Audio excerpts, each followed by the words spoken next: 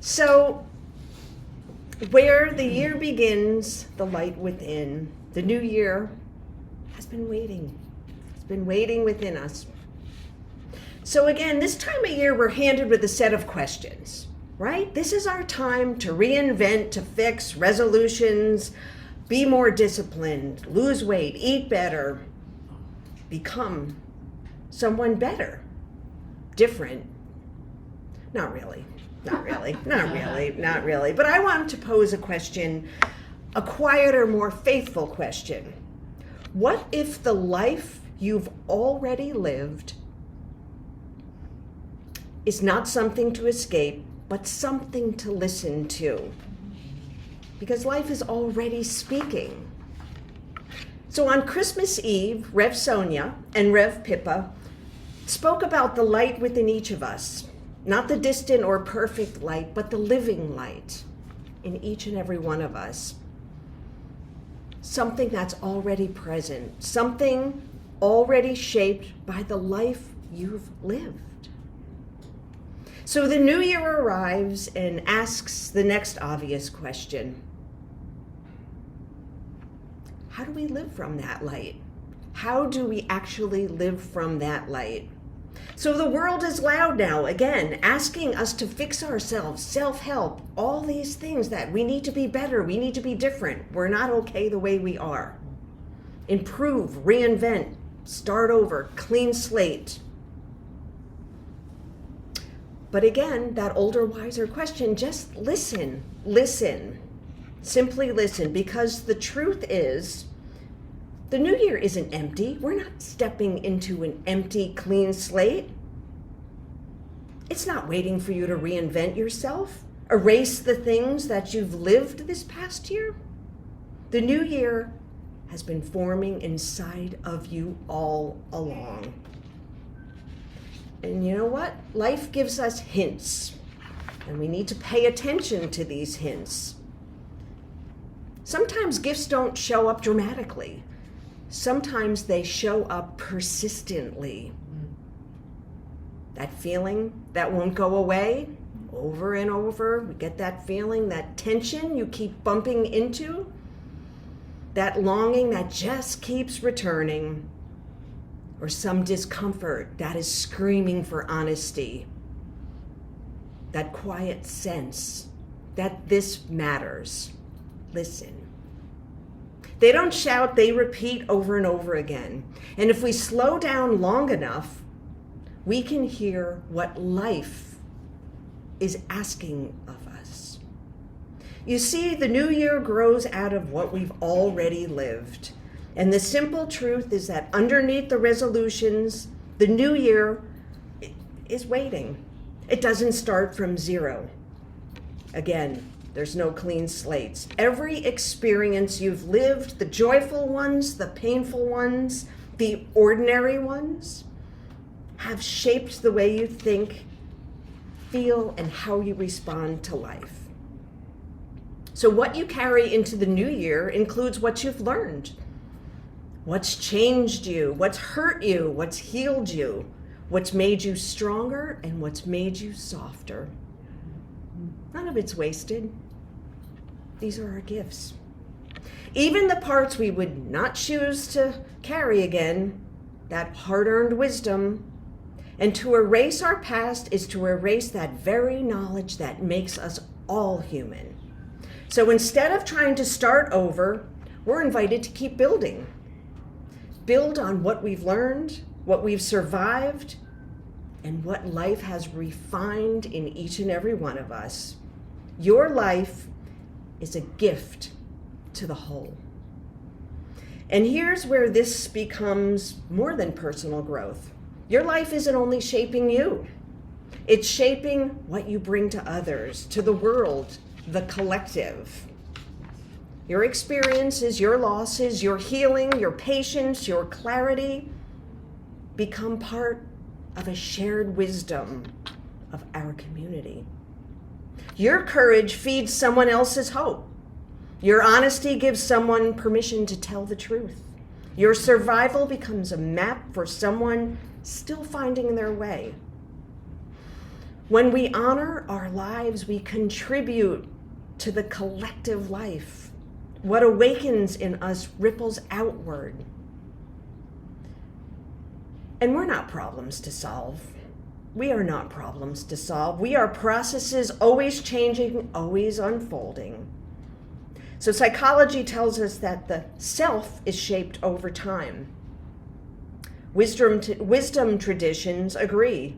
Life works on us slowly, minute by minute. The future isn't something to chase, it's something we meet. And what you've been through has already done something in you.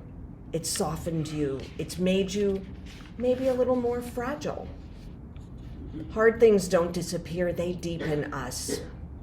This is spiritual alchemy. It's turning struggle into compassion and courage. So please don't be someone else. Don't even try. We're often taught that growth, again, means fixing ourselves. What's wrong with us? We're a society that thinks better is always waiting. We can be better, we can do better, we can change, we can improve, we have flaws, we're broken. But healing and living is not rejecting that. It's integrating it into who you are. Nothing essential about you is missing. Real change doesn't come from becoming better. It comes from becoming truer. You don't need to earn your worth. You don't need to replace yourself. Even the parts of your life that you wished had gone differently, and I think we all have those. Somewhere the world needs you. So let me say this plainly and with love. Don't you dare change who you are.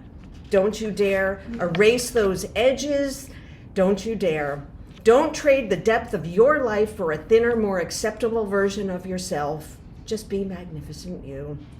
Not someday, not after improvement, not the when I'm ready, now. Awaken, gently held. Awakening doesn't mean becoming special. It simply means waking up to your life, as Rev Sonia has told us over and over again. Remember that. Not in the dramatic moments, but the small, honest ones, telling the truth, feeling what you feel, choosing genuine connection rather than just pretending.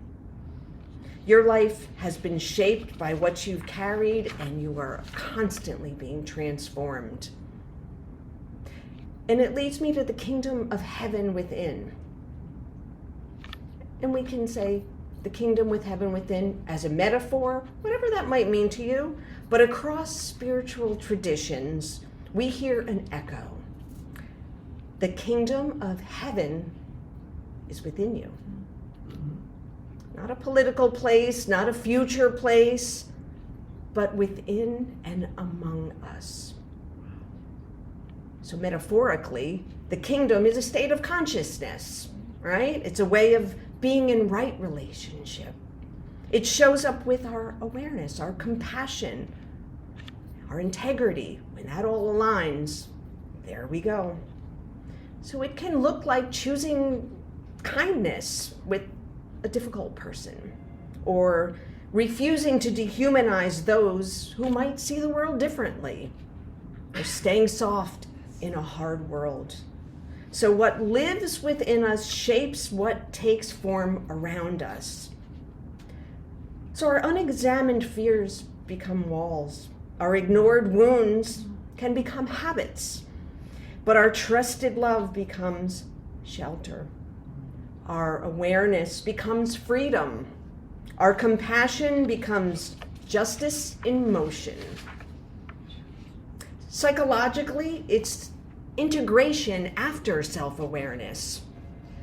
Living without being ruled by fear, ego, or fragmentation. It's alignment between inner life and outer action.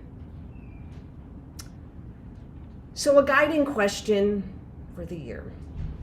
So across traditions, wisdom often comes down to one question. What is being asked of me now? What is being asked of me now? So that question, it may point to a truth you've been avoiding, a boundary that you need to hold, a hurt that needs care and tenderness, a relationship that needs attention, and maybe a hope that needs protection. Sometimes it's just about doing the honest thing. So just take a moment and think about what keeps coming back to your mind lately.